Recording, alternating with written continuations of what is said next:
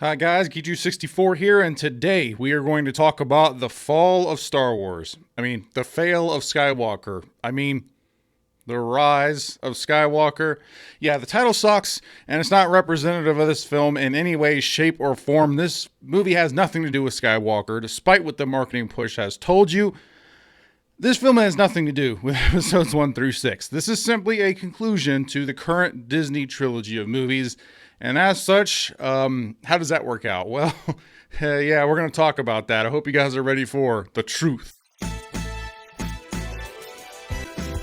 Oh, geek. True. 64. Geek. Truth. Geek. True. 64. Oh, shit. Alright guys, this will have some spoilers. Honestly, I just don't want to be tiptoeing around talking about things in this movie. I already filmed an initial thoughts and discussion video. I may be posting that next week. I haven't really decided yet. It depends on if I want to take the time to edit it. Really, this is the full review. This film is titled Star Wars, and it deserves a real review regardless. So, this is my real review of this movie. So where to start? Well, let's look at what I think about the previous two movies. What may surprise you is that I think The Force Awakens set up some potential. It's basically just a reskin of A New Hope, but it wasn't that bad. I enjoyed it, and I wanted to see what would happen. I wanted to see Luke train Rey. I wanted to see what happened with Kylo. I wanted to see how Finn would develop as a character. I own the movie. So obviously, I think it's pretty solid. Retroactively, it's been made fairly pointless, but at the time, I liked it. What I learned after Last Jedi is that there was no vision for this trilogy.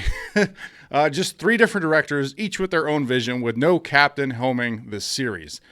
So obviously, I'm no fan of The Last Jedi. In fact, I hate that movie. I think beyond it being a long, boring movie, it destroys one of my favorite, if not favorite heroes in pop culture, which is Luke Skywalker.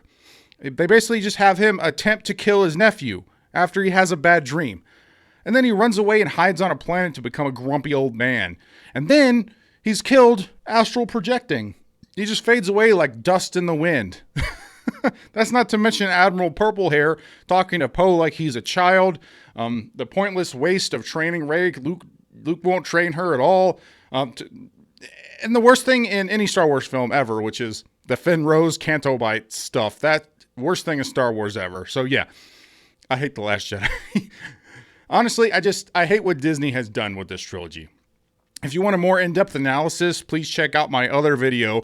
Prequels are better than sequels at the link below. It's been doing pretty well. I think I just cleared 7,000 views on it. Thank you to anybody who has checked that out, and hope you can check that out.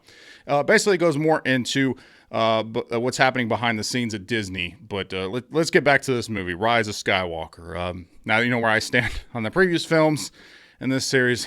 Let's get to the main review. What Episode 9 tries to do is ignore and fix much of what The Last Jedi broke. They spend a lot of the first 20 minutes just establishing where we are, what's going on, and it happens at a very fast, jarring pace.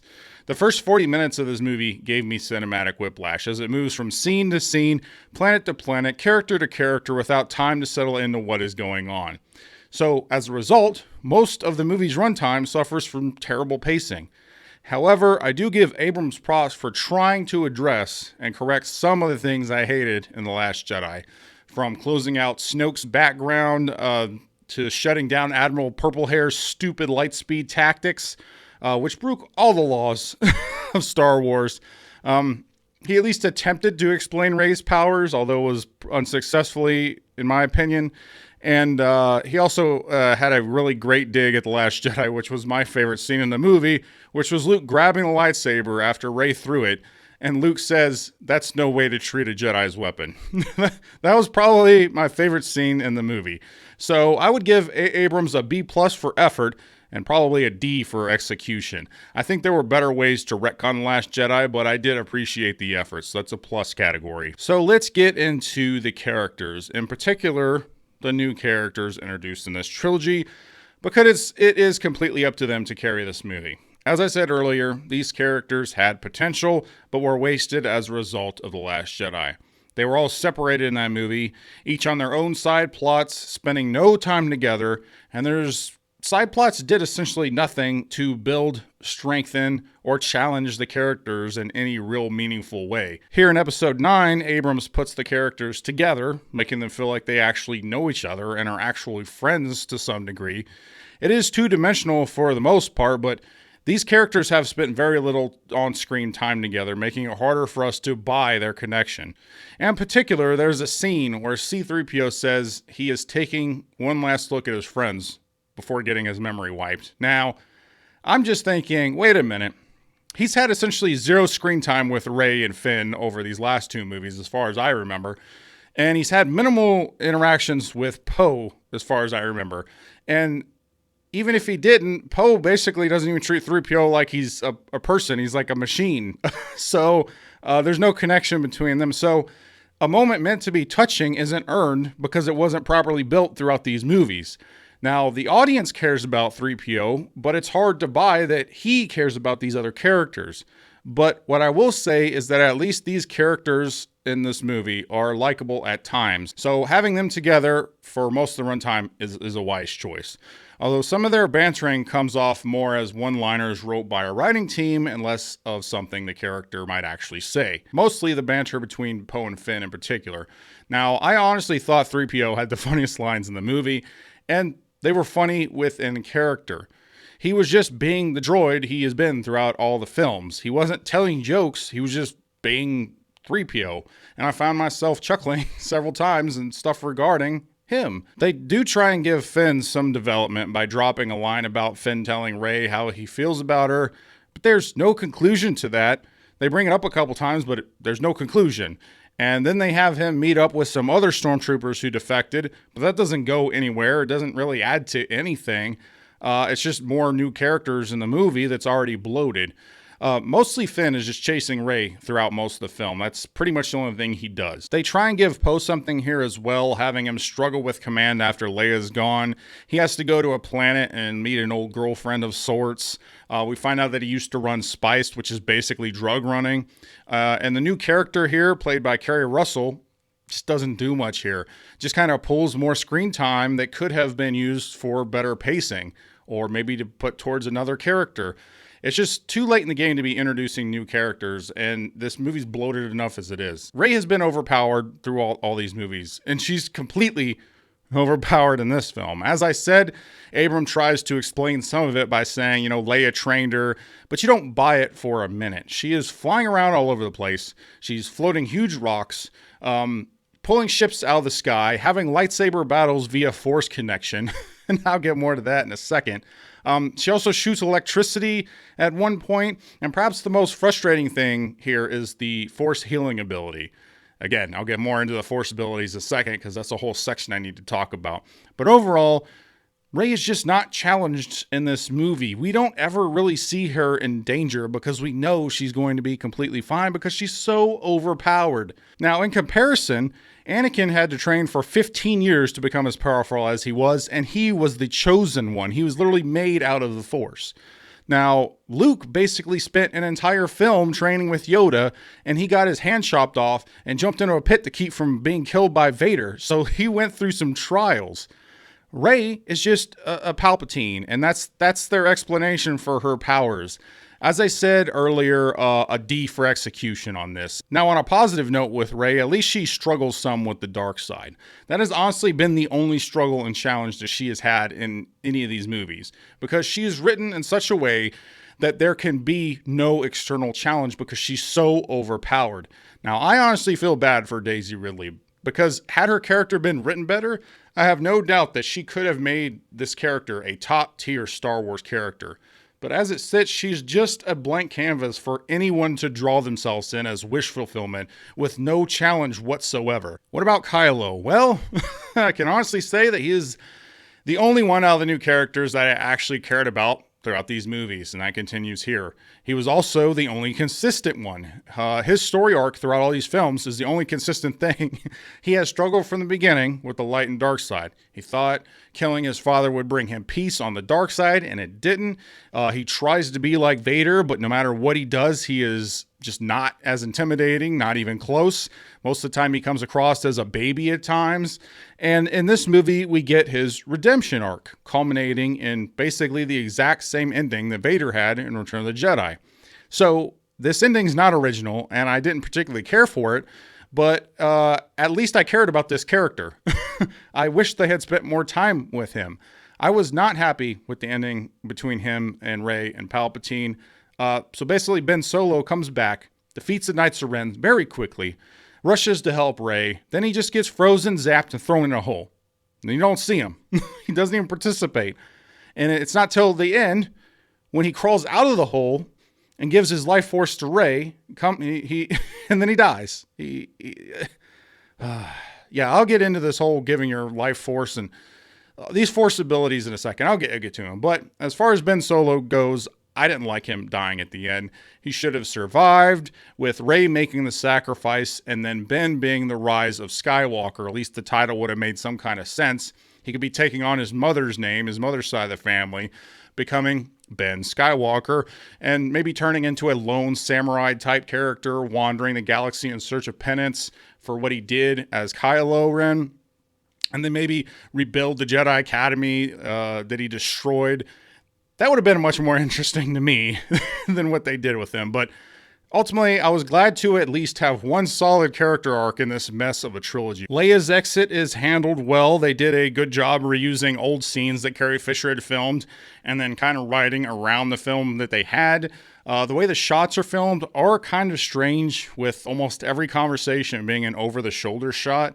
There were a couple points that it did kind of feel like Rey was talking to an NPC, a non-playable character who had like pre-programmed responses, which is kind of what it was. But overall, I think they did a good job with what they had. And I love the flashback scene with young Luke training Leia, though I don't really like the idea of Leia becoming a Jedi, mainly because I like how her character was handled in the expanded universe more. But still, it was a cool moment to see young Luke with his green lightsaber. I actually would rather see more of that.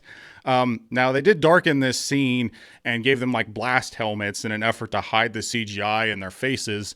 It wouldn't work for a prolonged scene, but for this small scene, I think it worked out pretty well. I did like that. Lando is in this, and for once, they handled a returning character with respect. He doesn't die here. Yeah, he lives. He's used minimally, and honestly, it all works to good effect. So I think Lando was one of the only returning characters that was handled well. Chewie's good in this movie as well.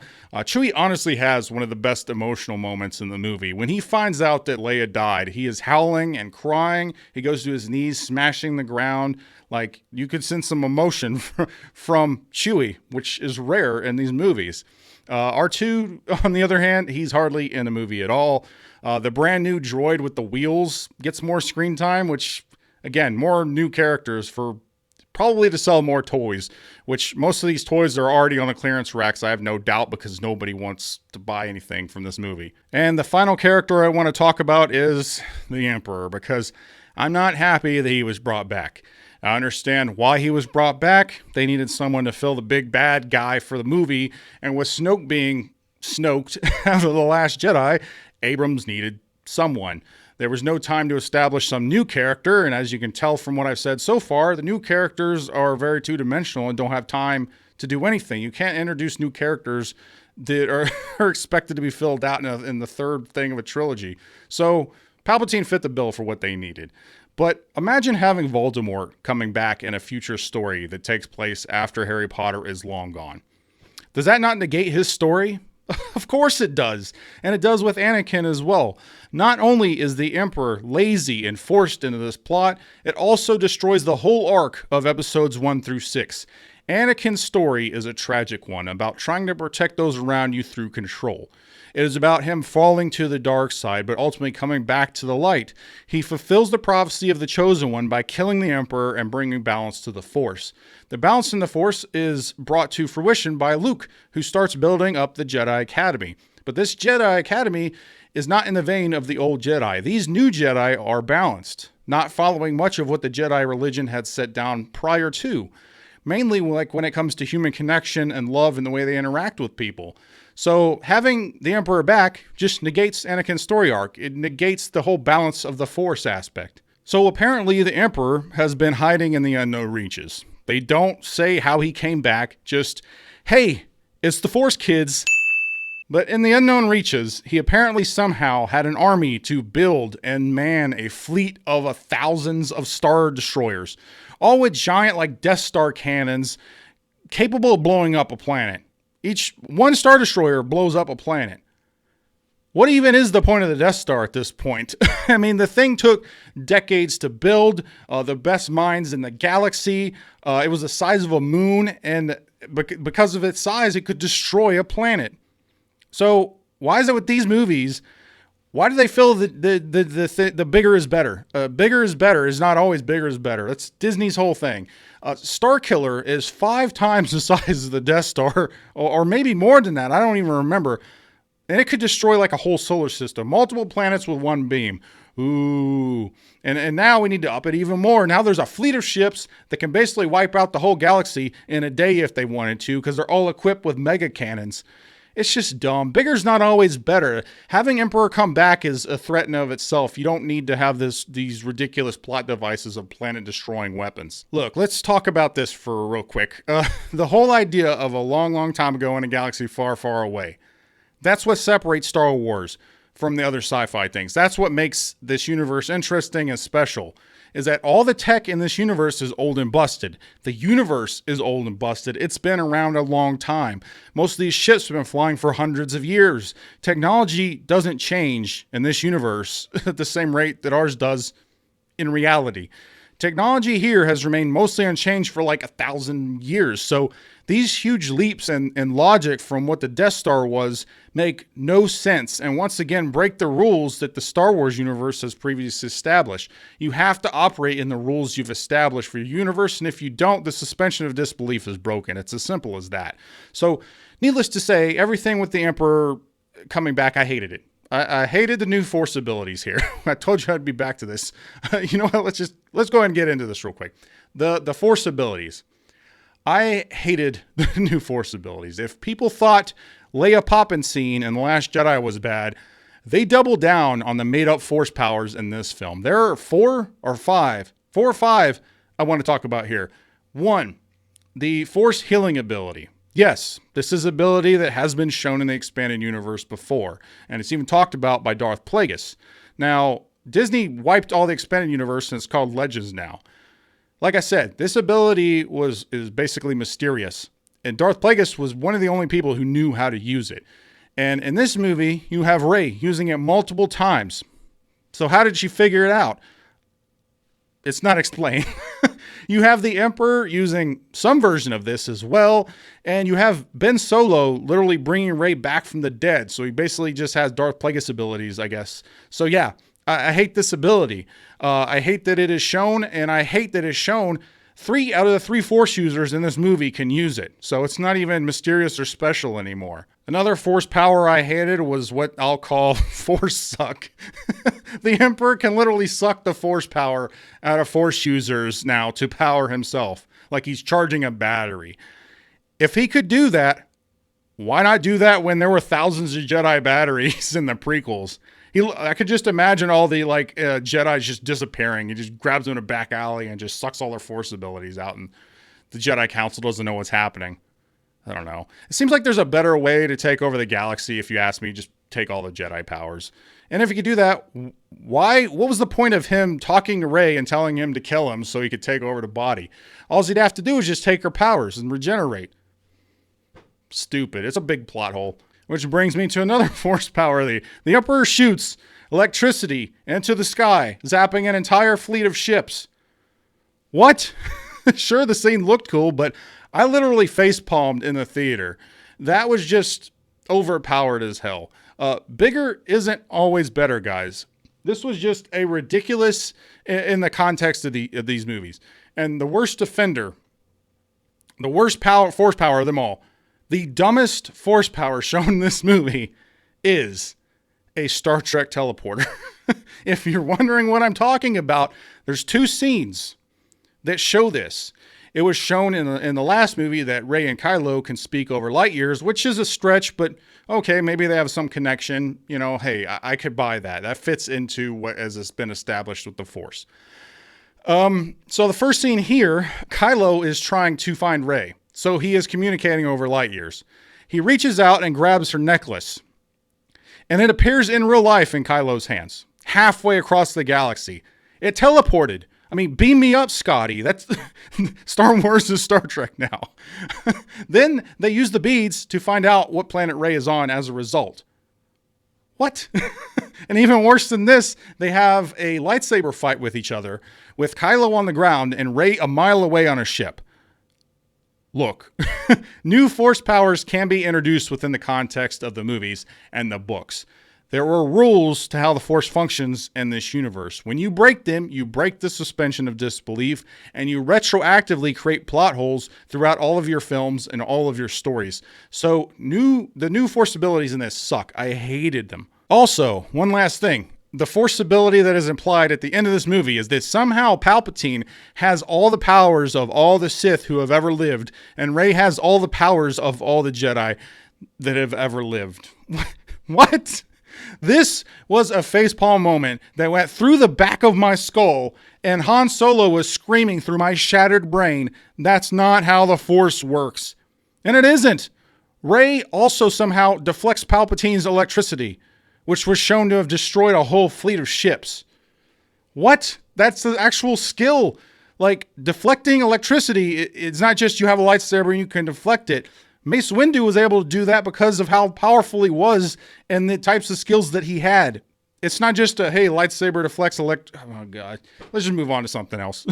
Look, I did a video a few months back when the full trailer for this movie dropped, and I said in that video, I still don't care about this movie. The trailer, it did not change my low bar for this film. But I also said that there were 3 things that this movie needed to do. It needed to have Luke alive in the flesh. Just retcon him fading away in the last movie. Or have him teleport, since apparently teleportation is in this universe now. So Luke didn't come back in the flesh in this movie. So that didn't work. The next thing I said was that Anakin had to appear as a Force ghost and help Rey defeat Palpatine in order to maintain his role as the Chosen One, to maintain his story arc. That didn't happen. Now, they did include a voiceover line in the movie that's encouraging Rey, but that's nowhere near good enough. So big mark down on that one. And the third thing I said they needed was to explain Rey's power, because she is great at everything with no explanation. She is overpowered with no training. They tried to address that here, and it didn't work. It didn't work. Being a Palpatine and having her train in the woods with Leia, it isn't enough. Saying she is all the Jedi as an explanation for her powers isn't enough. It makes no sense. So let's talk about the plot for a second, because there isn't one. Honestly, there isn't much of a story here. It is really just a fetch quest throughout most of this film. Go here to get X, to take to Y, to find out about Z, to get to A. It is jarring through most of the movie. It is a mess, but I did have some fun at times, and at least the characters gave the story a little bit of life. They are somewhat likable here, especially compared to the last movie, but the story's a dumpster with everything thrown into it, including the kitchen sink, then thrown at a wall by a Rancor in the hopes that some of it sticks. But even with that being said, it is a better plot than what we got in The Last Jedi, in which we had 3 different stories going on, and they all failed, some failing more than others. In The Rise of Skywalker, things move so quickly that even if you dislike something happening, you're moved to the next thing before you can even process it. You don't really sit still long enough to process much like or dislike of a particular scene, because before you decide how you feel about it, you're usually being shuffled off to the next thing.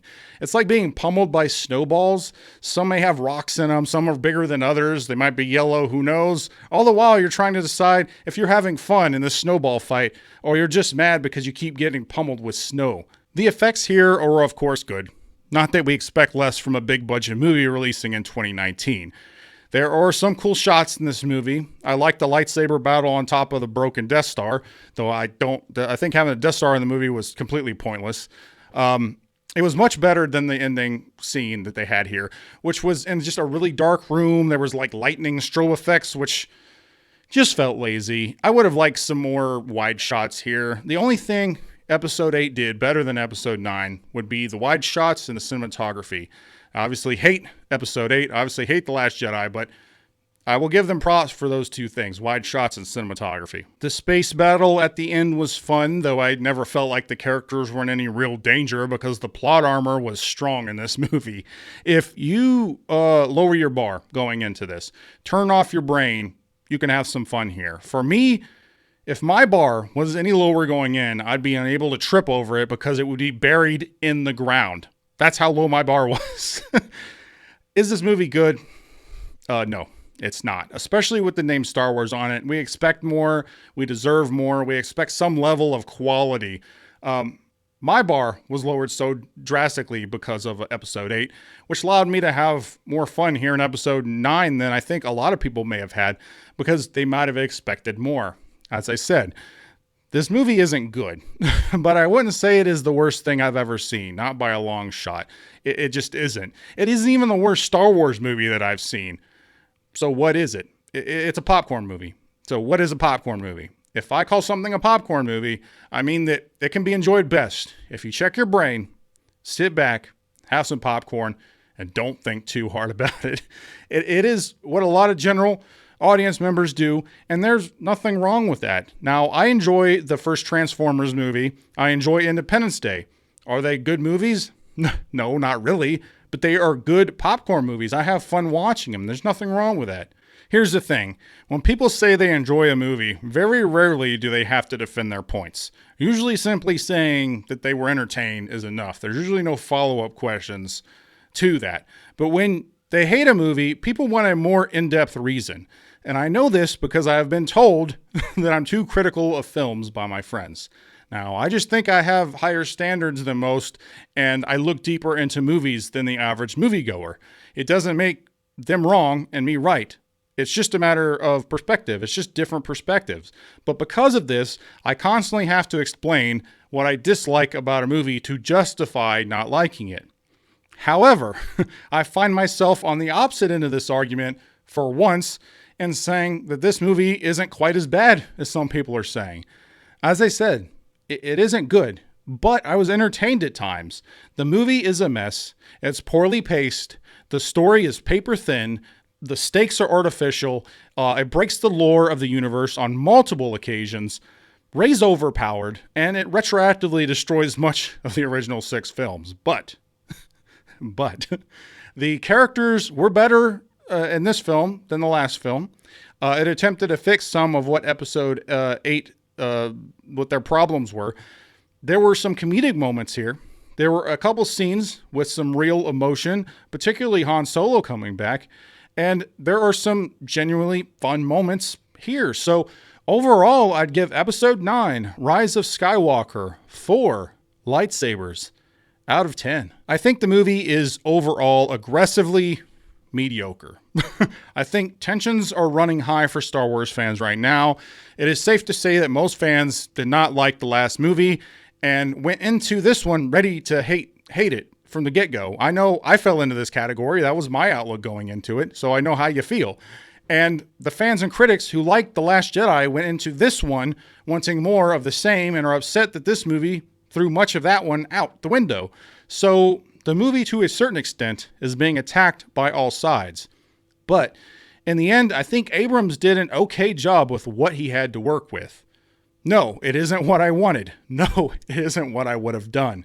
What would I have done? Well, I'm working on a video to show you guys, because it's easy for me to just sit here and tell you what I think about something. It's a bit harder to give a solid alternative to what we got. So I'm working on that. Hopefully something will be coming out in January. But what do you all think of this movie? Did you like it or hate it? Or are you like me where you liked and hated things and think it's a mediocre movie at best? Comment. Let me know what you think. Thank you guys for sticking around with me on this video. I have more Star Wars videos coming in January, along with some really good stuff to cap out the year. Christmas list is coming out probably the day after this one. Thank you, subscribers, for continuing to be amazing. And if you like this video, please like, comment, Share, subscribe, do all the YouTube stuff, or don't. I'm not a beggar. I'm Geechu64, and I'll always tell you the truth.